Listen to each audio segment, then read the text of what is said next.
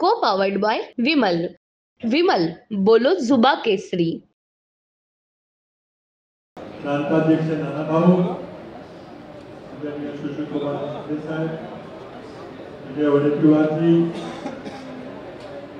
AICCचे सर्व सन्माननीय general secretary Rajnitai, त्याचबरोबर मुकुलजी वासनी, अमितरावजी ठाकरे आणि सर्व नवनिर्वाचित संसद सदस्य जे ताकदीने त्यांनी उमेदवारी केली, थोडक्यात अपयश आलं. ते सर्व महाराष्ट्रातले गुजरातचे उमेदवार, त्याचबरोबर सोनलताई, शशी दुवा आणि या विजयाबद्दल त्यांनी अहोरात्र मेहनत केली आणि समोर येता त्यांनी आपापले उमेदवार निवडून आणले.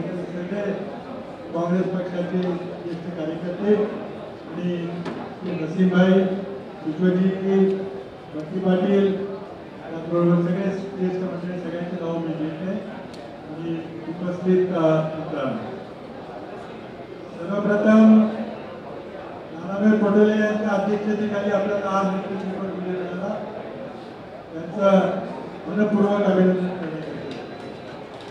त्याचबरोबर त्यांनी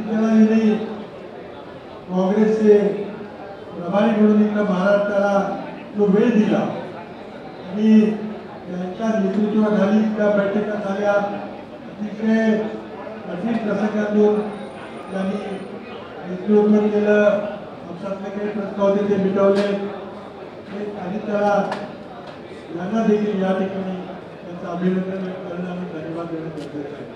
कोण म्हटलं की त्यांना पायगुण चांगला आहे, ठीक आहे, पायगुण वगैरे ठीक आहे, आपण विश्वास ठेवत असतो तर हरकत नाही, पण त्यांनी केलेली मेहनत, त्यांनी दिलेला वेळ, कधी दिवस रात्र त्याला फोन केला की फोनवर येऊ तिथल्या तिथं तो प्रश्न सोडवत होते. त्यांच्यावर त्यांना त्याची जबाबदारी होती, परंतु त्यांनी महाराष्ट्राला खऱ्या अर्थानं न्याय दिला.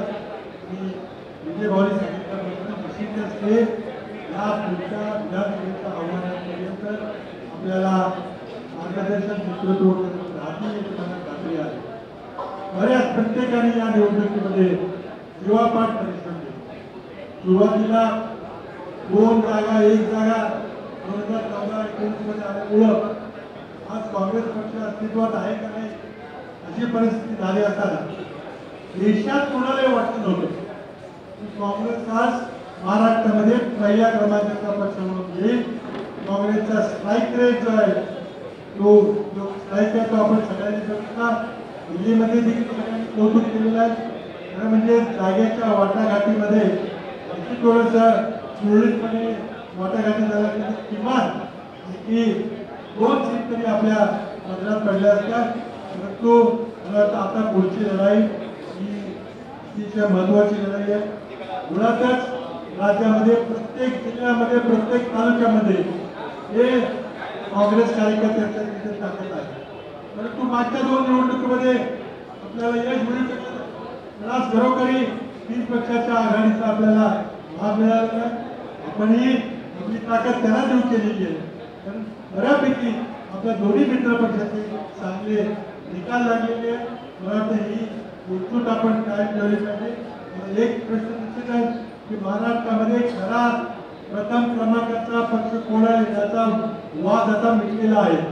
काँग्रेस निर्विवादपणे पहिल्या क्रमांकाचा पक्ष आहे आणि काँग्रेसच्या नेतृत्वाखालीच पुढची निवडणूक होणार आहे. पुढच्या काही दिवसामध्ये बऱ्याचशा घडामोडी घडतील. दिल्लीत घडतील, महाराष्ट्रात घडतील. मी एका ठिकाणी वक्तव्य केलं होतं की महाराष्ट्रातले 6 राजकीय पक्ष लढले आणि ते किरकोळ असे पक्ष नव्हते, खासदार होते, आमदार होते. 6च्या 6 पक्ष विधानसभेला दिसतील असं मला वाटत नाही. तर काही पक्ष कमी होते, जे काही राजकीय एकत्र व्हायची ती होती. मला वाटतं की महाराष्ट्राची जनता आता काँग्रेस पक्षाकडे आशेनं पाहत आहे. हे मोदी सरकार, भाजप सरकार, फडणवीस वगैरे या सगळ्यांना घरी पाठवून पुन्हा एकदा शेतकऱ्यांच्या हिताचं, युवकांच्या हिताचं, महिलांच्या हिताचं आणि गोरगरीब माणसाच्या हिताचं सरकार महाराष्ट्रात आल्याशिवाय राहणार नाही. मुकुलजींचे सुद्धा धन्यवाद व्यक्त केले पाहिजे. त्यांनी जागा वाटपाच्या समितीचे अध्यक्ष मुंबईमध्ये खूप काम केलं.